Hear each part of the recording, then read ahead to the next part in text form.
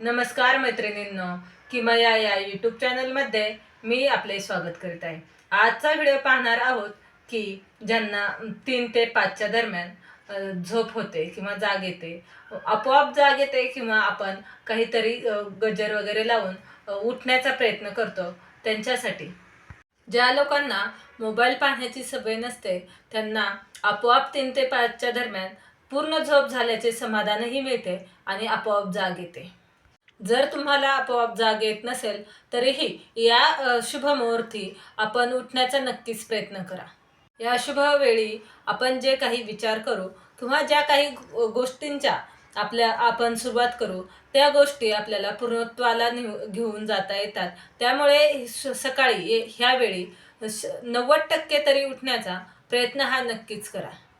यावेळी आपण जे काही काम करू ते पूर्णत्वाला नक्कीच जाईल आणि या वेळेमध्ये स्वतः देव हे पृथ्वी तलावरती फिरत असतात। ही वेळ त्यांची स्नान करण्याची वेळ असते। या वेळी जर आपल्याला गंगा स्नान करण्याचे पुण्य जर मिळाले तर अतिशय पवित्र मानले जाते। पण आताच्या या धावपळीच्या युगामध्ये गंगा स्नान करणे आपल्याला बहुतेक करून शक्य होत नाही। हे गंगा स्नान या शुभ मुहूर्तावरती करणे म्हणजे एक योगच आहे।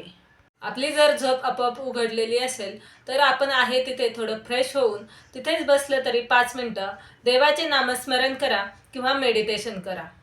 किंवा आपल्याला एखाद्या कामाबद्दल काहीतरी कामात प्रगती करायची आहे आणि त्याचा आपल्याला काहीतरी अभ्यास करायचा आहे, तोही या वेळेस केला तर आपल्याला विचार करण्याला किंवा आपल्या विचाराला चालना मिळते। आपल्याला नवीन नवीन मार्ग मिळतात। त्यामुळे आपल्याला कोणत्याही कामाची सुरुवात ज्यावेळेस करायची असते त्यावेळेस विचार करण्यासाठी शांत वेळ तर मिळतोच, पण आपल्या विचाराला परितत्व असे यावेळी आपल्याला वेळही मिळतो।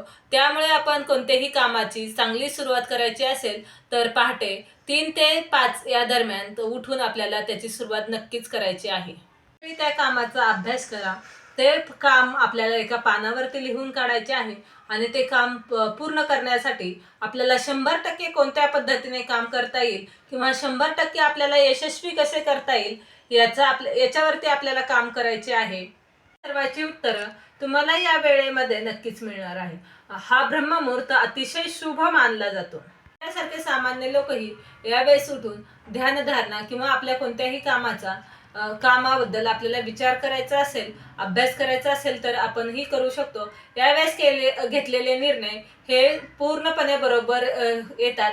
त्यामुळे आपल्याला कोणत्याही गोष्टी असतील तर यावेळेस विचार असो किंवा आपले मेडिटेशन असो, ध्यानधारणा असो किंवा आपल्या शरीरासाठी केलेला व्यायाम असो, या गोष्टी यावेळेस करायच्या आहेत। यावेळी सहसा कोणालाही जाग येत नाही तर फक्त भाग्यशाली लोकांनाच यावेळी जाग येते। ही वेळ अतिशय शुभ मानली आहे। यावेळी तुमच्या आयुष्यातील मोठी मोठी गणितेही सहजपणे सुलभपणे सुटतील। तुमचा पुढचा गोल काय आहे त्याचा विचार त्याबद्दलचा टाइम आपल्याला या टायमिंगमध्ये त्याबद्दलचे विचार अभ्यास आपल्याला करायचा आहे। तुमचा ज्या देवावरती श्रद्धा असेल, विश्वास असेल त्या देवाचे नामस्मरणही या वेळेस करू शकता। आपल्याला यावेळेस विचार केल्याने अनेक उपाय त्याच्यावरती सुचतात आणि आपल्यावरती ज्या काही अडचणी असतील त्या पार करण्याची ताकदही किंवा आपोआप त्या पार होत जातात।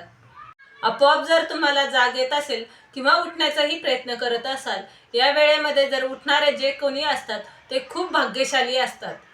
1 तास हा दररोज मधला स्वतःसाठी द्या। यावेळेस उठणारे आपण जो कोणी असो, ज्या काही आपल्या मनामधील इच्छा असतील त्या या वेळेमध्ये लिहून काढा। त्या इच्छा आपण पॉझिटिव्ह मध्ये लिहायच्या आहेत।